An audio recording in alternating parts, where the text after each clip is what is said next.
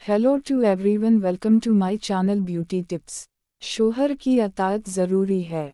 एक वाक़या सुनाता हूँ। आपके ज़माने में एक सहाबिया के मियाँ कहीं सफ़र पर तशरीफ़ ले गए और जाते हुए इसे कह दिया कि तुम घर में ही रहना, बाहर न निकलना। अल्लाह की शान कि उस औरत के वालिद बीमार हो गए। उसने आपकी खिदमत में पैगाम भेजा और दरियाफ्त किया कि मेरे मियाँ ने मुझे ये हुक्म दिया है, लेकिन मेरे वालिद अचानक बीमार हो गए हैं। आया मैं इनकी बीमार परसी के लिए जा सकती हूँ? आपने फरमाया, नहीं।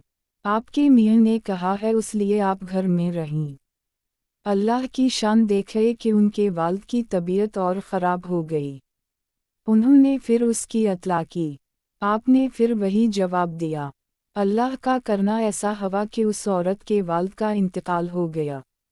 अब आखिरी घड़ियों में बाप का चेहरा देखना है, लिहाजा आपको इत्तला की गई और मसला का हिल पूछा गया तो आपने फरमाया कि अगर आपके मियाँ ने ये कहा है कि घर से न निकल तो न निकलो, सब्र कर लो।